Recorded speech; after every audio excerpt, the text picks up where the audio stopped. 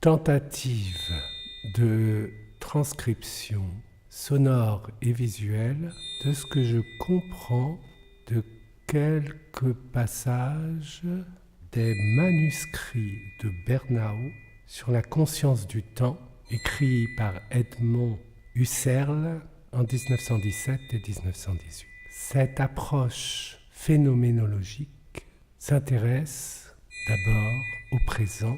Comment comprendre la présence, le temps? Husserl va formaliser sur la question de la saisie du présent, et notamment de la saisie active de ce présent.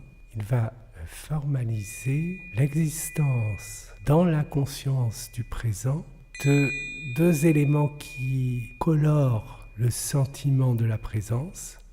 Ces deux éléments sont, d'une part, la mémoire immédiate de l'instant qui s'écoule avec rapidité, et d'autre part, l'anticipation de ce même instant. Cette mémoire du présent, cette mémoire qui est intégrée dans la perception présente, c'est ce qu'il appelle la rétention, tandis qu'il va appeler protension, cette anticipation déjà incluse dans le sentiment, dans la perception, dans le présent.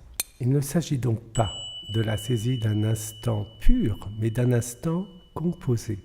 Et je vais essayer de proposer une ou plusieurs transcriptions qui permettra peut-être de donner une sorte d'image de ces phrases, de ces mots. Alors, ce que je comprends dans le diagramme de la page 39, c'est que dans la succession d'événements qui sont notés sur l'horizontale, il y a une accumulation verticale de la mémoire des événements précédents.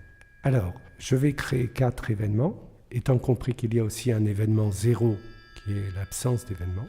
Et puis, je vais essayer de figurer de façon sonore, déjà pour commencer, cette accumulation des données à l'intérieur du continuum de la perception. Manuscrit. Tu refais un peu de Bernau. De salade. Écoute, non, c'est Ça parfait va comme ça. Ouais, merci. Sur la conscience du temps. Ce qui donne, d'après le diagramme de Husserl, qui ne m'a pas l'air très complet, puisque les premières cases ne sont pas vraiment remplies, les premières cases verticales. Enfin, on va garder son schéma, et voilà ce que ça donne. Manuscrit de Bernau sur la conscience du temps. Voilà pour un premier aperçu. Qu'en penser?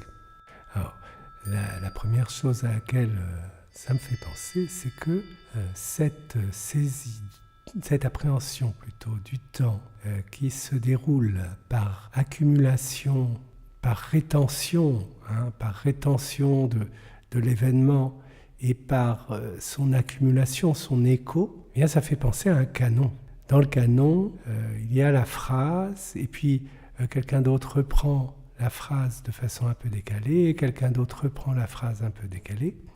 Alors nous allons essayer de mettre en musique ce phénomène.